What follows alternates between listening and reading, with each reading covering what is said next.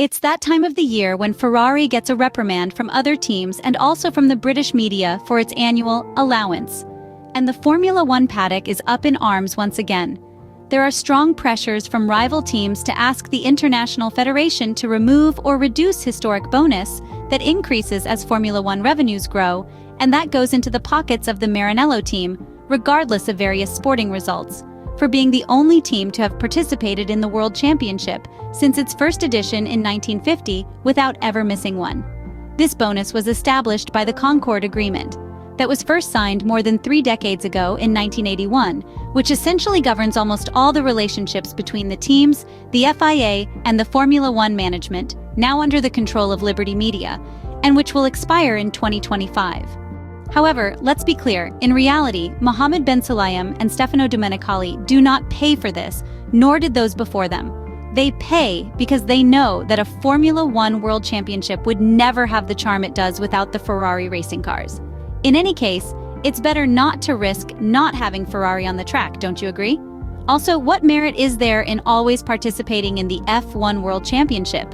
More precisely, is mere continuous presence sufficient merit? We're not sure.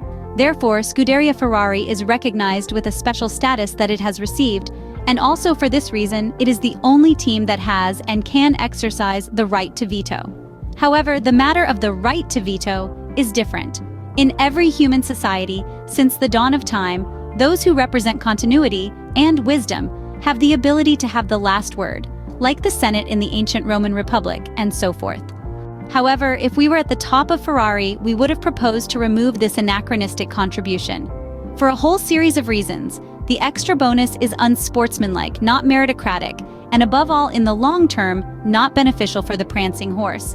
We mean, there are more problems than advantages to having such a supplementary emolument, let's call it that.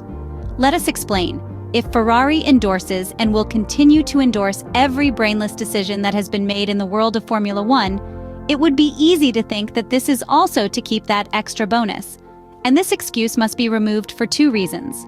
For the opponents who will therefore know that they can no longer do as they please in political matters, because if the Italian team complains, they can always respond, "But who are you to talk?"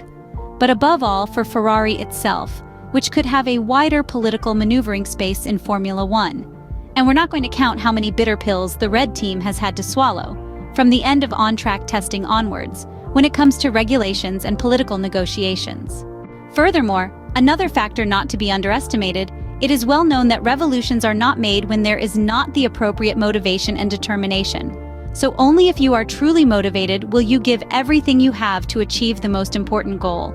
The technicians from Maranello would in this way know that they couldn't rely on the little treasure trove anymore, but that they have to earn everything on the track. It's a whole different matter instead, to know that whether you win or lose, your dinner is still assured. And so, in the end, one might be content that winning doesn't matter, just participating is enough. Yet we are convinced that Enzo Ferrari did not found his Scuderia just to race, but to race and win. And perhaps John Elkann should remember that too. Certainly he is a different kind of man, which does not mean he is necessarily better or worse, just different and probably much more attentive to the financial management of his huge empire. But at the same time, John Elkann is one who has shown that he cares about the Italian Formula One team, while for other brands it may be better to draw a merciful veil or not make any judgments. And you, what do you think? What should Ferrari do? Historic bonus yes or historic bonus no? Let us know in the comments below.